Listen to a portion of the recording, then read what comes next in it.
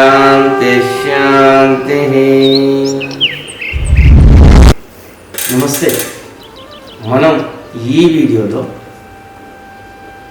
భోజనం చేసే సమయంలో భోజన పాత్రకు కుడివైపునే మంచినీటి గ్లాసును ఉంచాలి ఎందుకు అన్నటువంటి అంశాన్ని గురించి, మరియు భోజన పాత్రను ఛాతీ కంటే పైభాగం వైపు ఉంచి మనం భోజనం చేయకూడదు అని అంటారు ఎందుకు అన్నటువంటి ఈ రెండు అంశాలను గురించి తెలుసుకుందాం.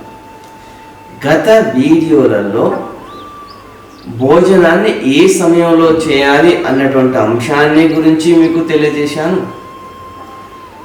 భోజనాన్ని చేసే సమయంలో ఏ దిక్కును చూస్తూ మనం భోజనం చేయాలి అన్నటువంటి అంశాన్ని గురించి మీకు తెలియజేశాను. కాళ్ళను మడిచి కూర్చోవడం మూలంగా కలిగే లాభాలను గురించి మీకు తెలియజేశాను. అంతేకాకుండా సమతల నేలపైన మనం కూర్చొని భోజనం చేయడం మూలంగా మనకు కలిగే లాభాలను గురించి మీకు తెలియజేశాను. ఇక వీటన్నిటిని చూడాలి అంటే ఎండ్ స్క్రీన్లో నేను వాటిని లింక్స్ ఇస్తాను, వాటిని చూడండి. ఇక మనం భోజన పాత్రకు కుడివైపునే మనం మంచినీటి గ్లాసును ఎందుకు ఉంచాలి అన్నటువంటి అంశాన్ని గురించి ఆలోచిస్తే, మన శరీరాన్ని రెండు అర్ధభాగాలుగా విభజించాలి మన పెద్దలు. కుడి అర్ధభాగం, ఎడమ అర్ధభాగం. కుడి అర్ధభాగం అనేది శుభానికి సంకేతం.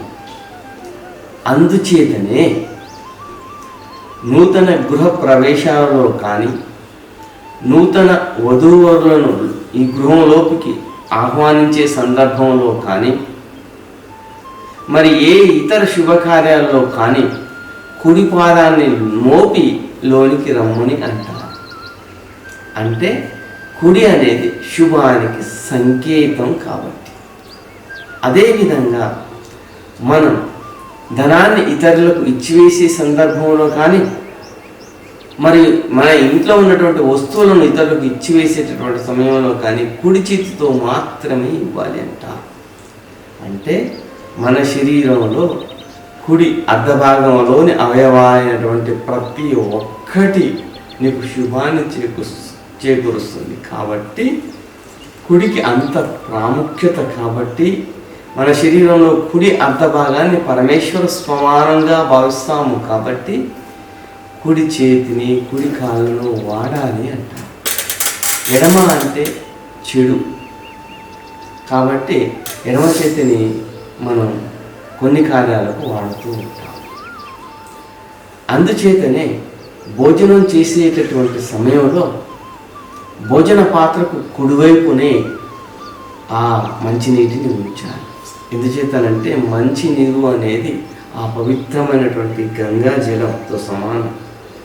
కాబట్టి ఆ గంగా జలాన్ని, ఆ పవిత్రమైనటువంటి గంగా జలాన్ని ఆ అన్నపూర్ణామాత యొక్క కుడివైపున మాత్రమే ఉంచాలి. అలా ఉంచితే మనకు శుభం జరుగుతుంది అన్నటువంటి ఒక అర్థం అనేది అందులో నిగూఢపరచాలి. ఇక రెండవ భావాన్ని గనక మనం ఆలోచిస్తే,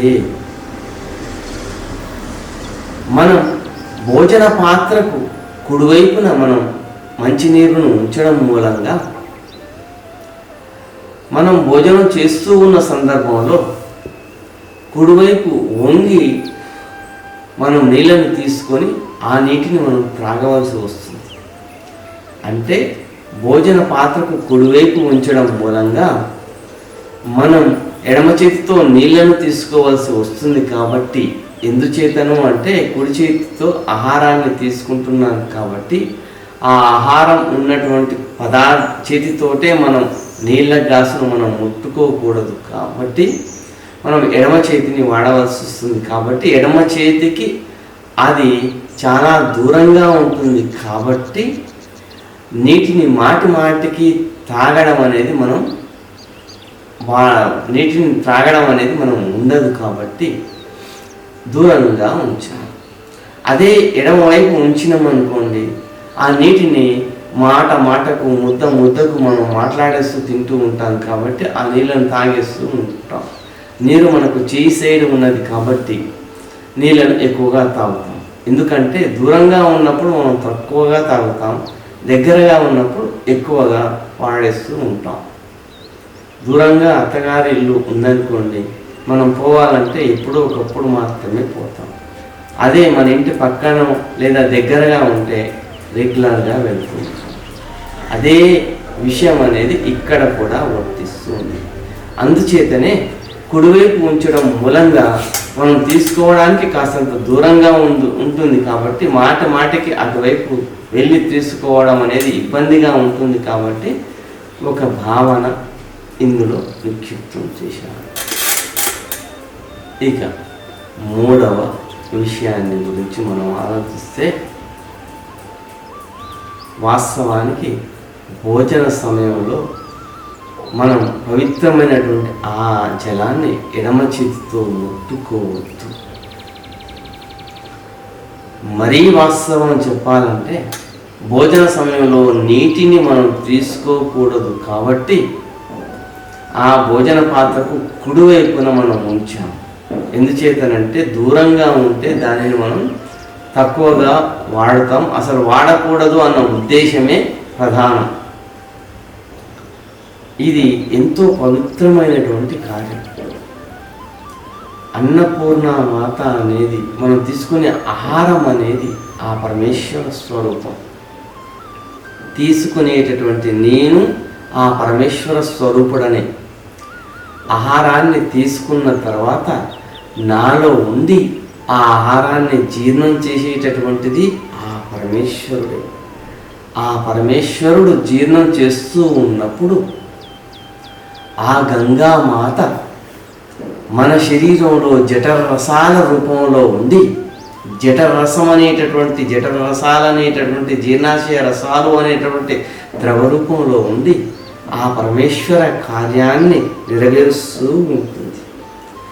అట్టి ఆ అమృత జలమైనటువంటి ఆ జఠరరసాలను ఆ పరమేశ్వరుడు స్వీకరించి జీర్ణం చేస్తూ ఉంటాడు మనం తీసుకున్నటువంటి ఆహారాన్ని. ఆ కార్యానికి భంగం కలిగించకూడదు కాబట్టి ఆ బాహ్యంగా ఉన్నటువంటి శుభప్రదమైనటువంటి ఆ గంగా జలాన్ని మనం ఎడమ చేతితో తాకకూడదు కాబట్టి, నాయన భోజన సమయంలో నువ్వు నీటిని తాగకూడదు, లోన అగ్ని కార్యాన్ని ఆ పరమేశ్వరుడు చేస్తున్నాడు, ఆ లోనే ఆ పరమేశ్వరుని జటాధారి అయినటువంటి ఆ గంగామాత ఆ జలాజూటం యందు ఉండి ఆ జఠర రసాలన్నింటినీ నీకు ఉత్పత్తి చేస్తూ ఉంది. ఆ కార్యాన్ని భంగం కలిగించాడు నాయన అన్నది ఒక భావన.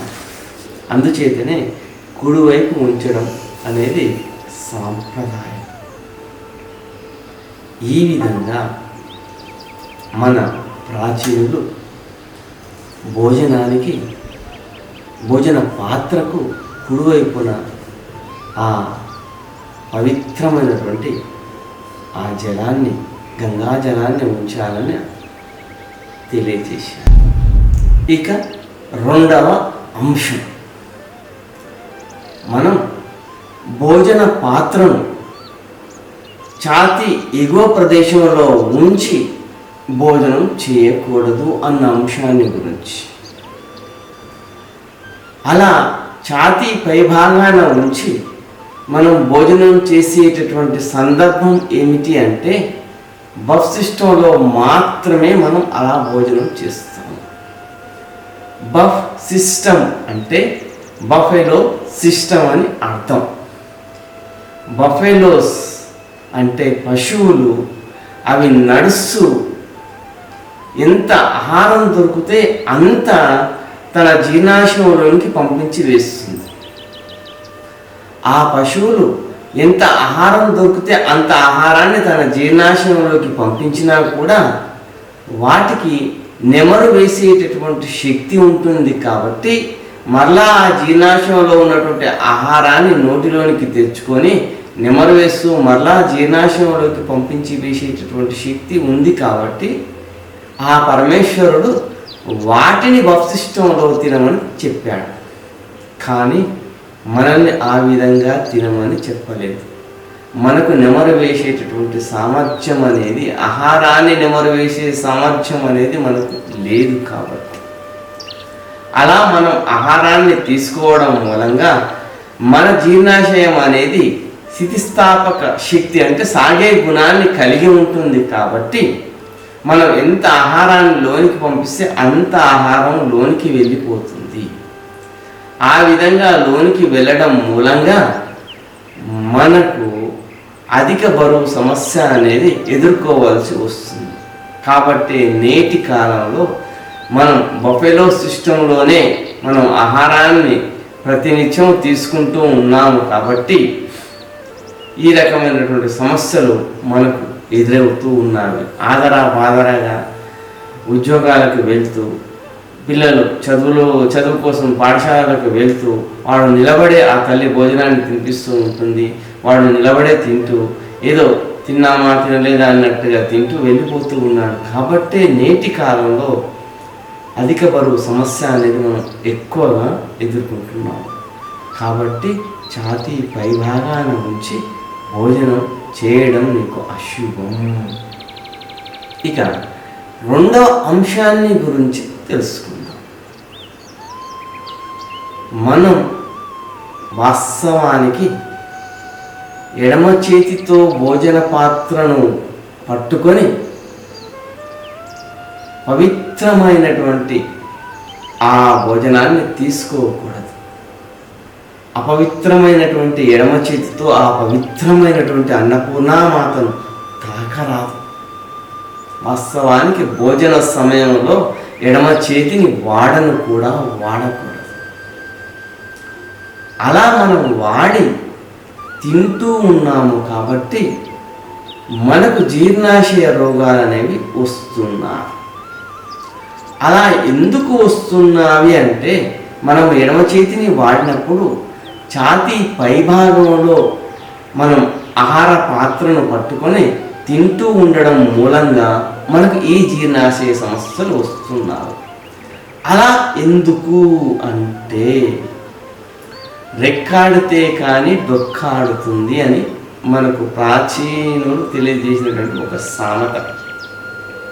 నేటి కాలంలో మనం రెక్కలు ఆడించే పని ఏ మాత్రం చేయడం లేదు. కాబట్టి కనీసం భోజనం చేసే సమయంలోనైనా డొక్క భాగానికి అంటే జీర్ణాశయ భాగానికి వ్యాయామం కల్పిస్తే మంచిది. కానీ మనం ఎడమ చేతితో పాత్రను పట్టుకొని మనం భోజనం చేస్తూ ఉన్నప్పుడు డొక్క భాగానికి ఏ మాత్రం అంటే మన జీర్ణాశయ కండరాలకు ఏ మాత్రము పని మనం చెప్పము. కాబట్టి ఆ జీర్ణాశయ భాగాలు ఏ మాత్రం పని వ్యాయామం అనేది జరగదు. కాబట్టి మనకు జీర్ణాశయ సంబంధమైన అజీర్ణ రోగాలు అనేవి వస్తూ ఉన్నారు. ఇక మూడవ అంశాన్ని గురించి మనం తెలుసుకుంటే, వాస్తవానికి మనం చేసేటటువంటి భోజనం అనేది మన శరీరంలో జీర్ణాశయ భాగాన్ని చేరాలి. అంటే జీర్ణాశయ భాగానికి దిగువ భాగానే మన భోజన పాత్ర ఉండాలి.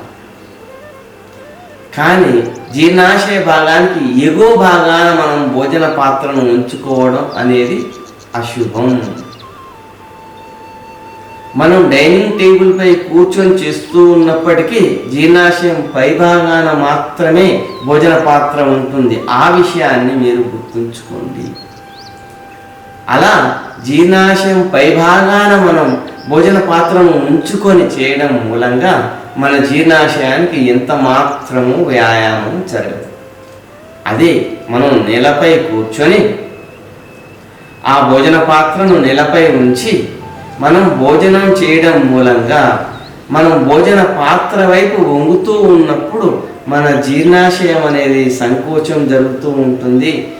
ఆ తర్వాత లేస్తూ మనం భోజనాన్ని కుడి చేతితో మనం నోటిలోకి తీసుకుంటూ ఉన్నాము. కాబట్టి అప్పుడు వ్యాకోచం జరుగుతుంది. ఈ విధంగా మనం నేలపై భోజన పాత్రను ఉంచుకుంటూ భోజనం చేయడం మూలంగా మన జీర్ణాశయానికి సంకోచ వ్యాకోచాలు జరిగి వ్యాయామం అనేది జరిగి ఆహారం అనేది జీర్ణం చేసేటటువంటి శక్తి ఆ జీర్ణాశయానికి వస్తుంది. అంతేకాకుండా మనం ఈ విధంగా వంగి మనం జీర్ణాశయాన్ని ఈ విధంగా వంచి తీసుకోవడం మూలంగా తక్కువ ఆహారం తీసుకున్నా కూడా తక్కువ ఆహారానికే కడుపు నిండిన భావన వస్తుంది.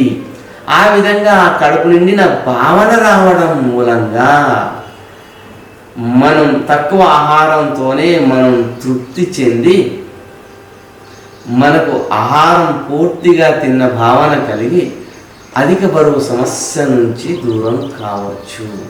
ఈ వాస్తవాన్ని గుర్తించండి.